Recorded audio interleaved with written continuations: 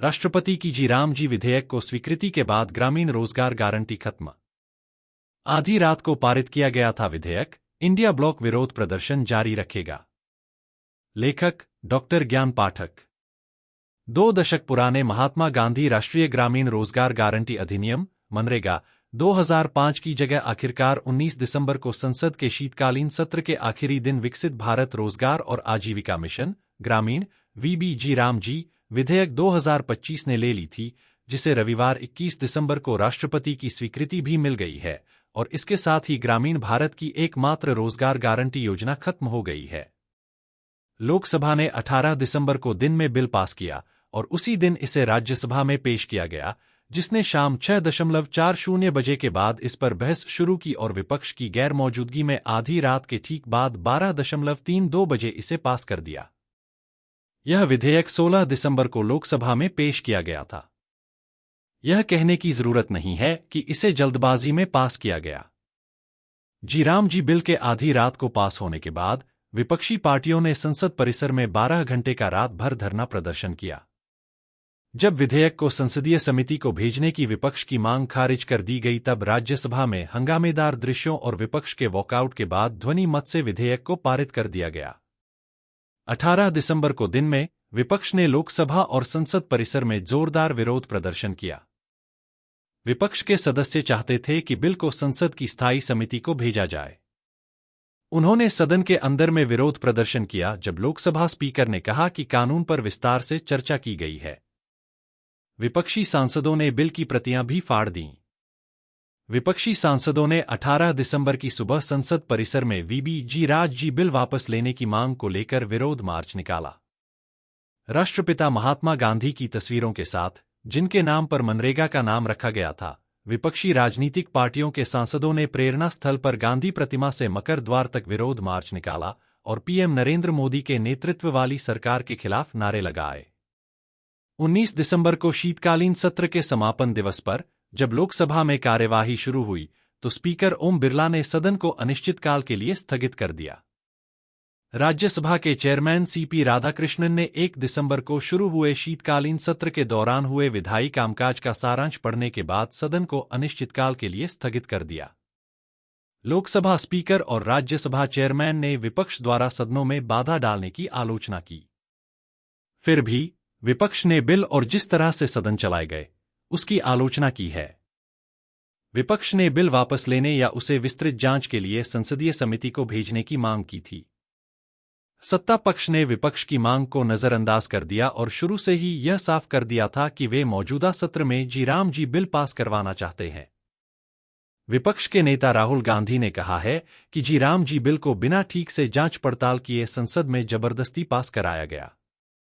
कांग्रेस नेता शशि थरूर ने कहा, हम कई कारणों से इससे नाखुश हैं। यह असल में पूरे महात्मा गांधी ग्रामीण रोजगार कार्यक्रम की आत्मा को खत्म कर देता है। बहस का जवाब देते हुए केंद्रीय मंत्री शिवराज सिंह चौहान ने कहा कि मनरेगा भ्रष्टाचार का एक जरिया था और दावा किया कि नया कानून सभी हितधारकों के साथ चर्चा के बाद लाया गया है। विपक्षी नेताओं ने कहा कि मनरेगा सबसे गरीब लोगों के लिए एक सहारा था और नया बिल गरीब विरोधी है।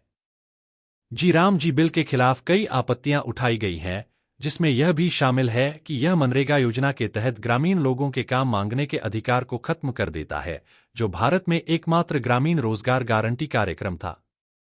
जी राम जी एक्ट लागू होने की तारीख से 6 महीने के भीतर राज्यों को नए कानून के प्रावधानों के अनुसार एक योजना बनानी होगी। राज्य विरोध कर रहे हैं क्योंकि जी राम जी बिल राज्यों और केंद्र शासित प्रदेशों पर काफी वित्तीय बोझ डालने की कोशिश करता है। जी राम जी बिल के आलोचकों ने कहा कि यह मनरेगा के मांग आधारित ढांचे को खत्म कर देगा, इसके सार्वभौमिक कार्यान्वयन प्रावधान को हटा देगा और निर्णय लेने की प्रक्रिया को केंद्रीकृत कर देगा।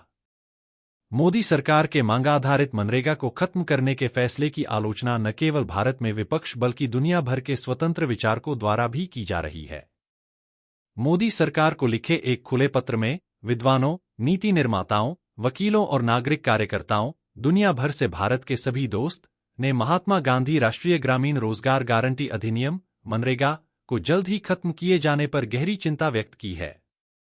उन्होंने इस ऐतिहासिक कानून के प्रति फिर से प्रतिबद्धता दिखाने की अपील की, जो दुनिया की सबसे महत्वपूर्ण रोजगार नीति है जो मांग के आधार पर काम के कानूनी अधिकार को लागू करती है। उन्होंने कहा कि मनरेगा को खत्म करना एक ऐतिहासिक गलती होगी। विपक्षी दलों द्वारा शासित राज्यों ने मनरेगा को खत्म करने की आलोचना की है।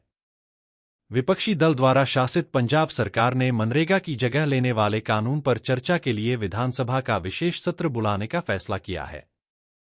मुख्यमंत्री भगवंत मान का आरोप है कि केंद्र की भाजपा सरकार गरीबों की रोजी रोटी पर हमला करने की कोशिश कर रही है। पश्चिम बंगाल की मुख्यमंत्री ममता बनर्जी ने मनरेगा को बदलने और इस योजना से महात्मा गांधी का नाम हटाने की कड़ी आलोचना की है और इसे गहरी शर्म की बात बताया है। उन्होंने कहा कि इसके जवाब में बंगाल अपनी ग्रामीण रोजगार योजना का नाम गांधी के नाम पर रखेगा। याद दिला दें कि केंद्र ने पश्चिम बंगाल में मनरेगा की फंडिंग रोक दी थी और अक्टूबर 2025 में सर्वोच्च न्यायालय ने राज्य में इसे लागू करने का रास्ता साफ कर दिया था। आरोप है कि केंद्र ने न्यायिक आदेश को दरकिनार करने के लिए जी राम जी बिल लाया है। तमिलनाडु के मुख्यमंत्री M.K. स्टालिन ने जी राम जी बिल का विरोध किया है और राज्यों पर बढ़ते वित्तीय बोझ की आलोचना की है। केरल ने भी राज्य पर बढ़ते वित्तीय बोझ की आलोचना की है और नए कानून को गरीब विरोधी, मजदूर विरोधी और महिला विरोधी बताया है, क्योंकि केरल में मनरेगा के 90% मजदूर महिलाएं हैं। यहां तक कि एनजीए सहयोगी टीडीपी ने भी राज्य पर बढ़े हुए वित्तीय बोझ का विरोध किया है और नुकसान की भरपाई के लिए विशेष सहायता की मांग की है। देश भर में कांग्रेस पार्टी ने इस बिल की निंदा की है और देशव्यापी विरोध प्रदर्शन की योजना बनाई है, यह कहते हुए कि यह कदम ग्रामीण रोजगार के अधिकारों और यूपीए द्वारा शुरू की गई योजना की विरासत को कमजोर करता है। इसके नेताओं ने इस बदलाव को गरीब विरोधी बताया और चेतावनी दी कि इससे ग्रामीण गरीबों और महिला मजदूरों को नुकसान होगा, जो मनरेगा लाभार्थियों का एक बड़ा हिस्सा है।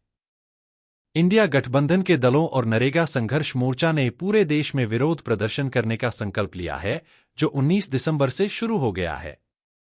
तमिलनाडु में सत्ताधारी डीएमके के नेतृत्व वाले सेक्युलर प्रोग्रेसिव अलायंस ने राज्य में 24 दिसंबर को राज्यव्यापी विरोध प्रदर्शन की घोषणा की है। विपक्ष का कहना है कि फंडिंग रोककर, काम न देकर और मजदूरों को समय पर भुगतान न करके मोदी सरकार ने मनरेगा को कमजोर कर दिया, जिसे आखिरकार खत्म कर दिया गया है।